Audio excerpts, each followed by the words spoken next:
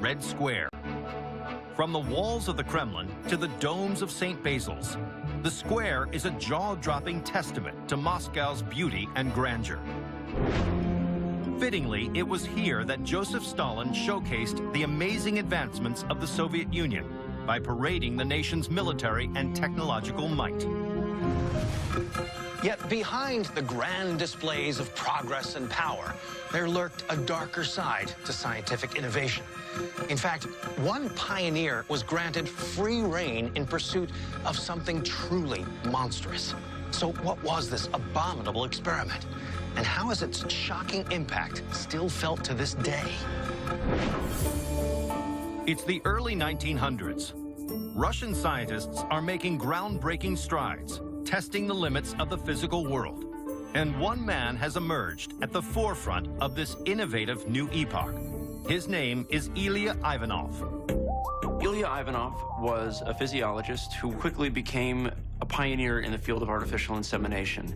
The interesting thing you can do with artificial insemination is interbreeding animals that would not ordinarily mate with each other. So he crossed all kinds of animals, like a zebra and a donkey, and he got a Z-donk.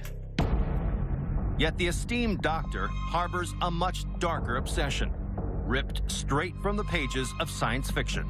Ivanov starts to ask the question, if I can breed animals with each other, what's stopping me from breeding animals with humans?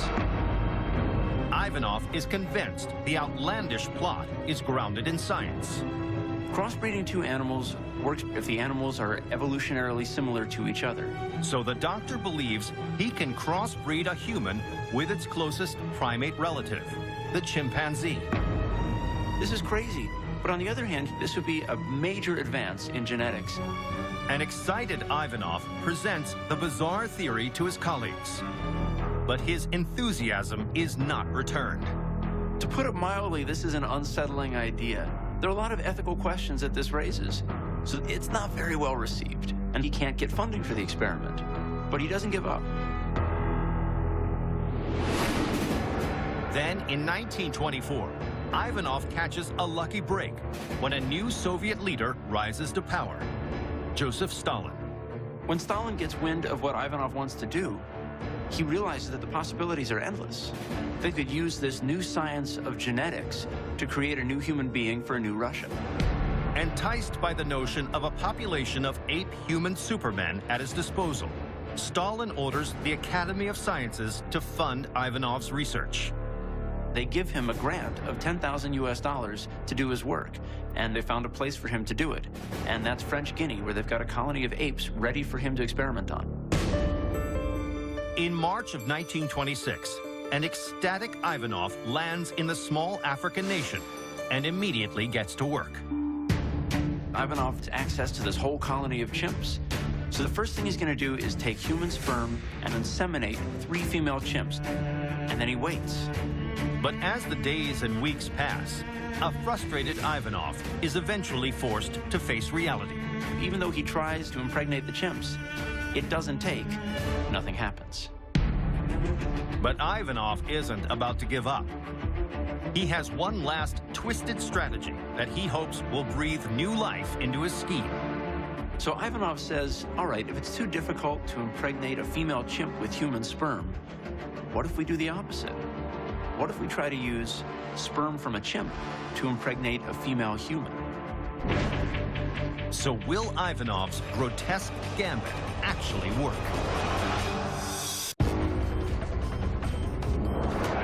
It's 1926 in French Guinea. Scientist Ilya Ivanov has traveled to Africa in pursuit of a bone-chilling experiment, creating a human-ape hybrid. His initial trials on female chimps have failed to produce any results. But he has one last gruesome gambit up his sleeve, trying the same experiment on human females. So will Ivanov actually succeed in bringing an ape man to life? An emboldened Ivanov returns to the USSR and immediately begins planning. Ivanov's next step is to try to bring the chimps back home. So he ships lots of chimps to this Russian Republic on the Black Sea. Then, while the chimps are en route, Ivanov sets about the most disturbing part of the experiment, finding human female volunteers. By today's clinical regulatory standards, this would just be laughed off the table. You're asking women to carry in their wombs a half-ape creature. Yet despite the grotesque requirements, newfound Soviet patriotism has already laid the groundwork.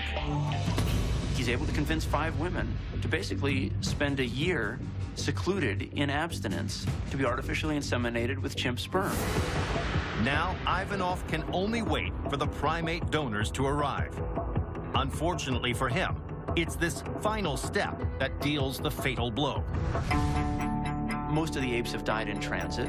Now he's got to arrange to get more chimps from Africa.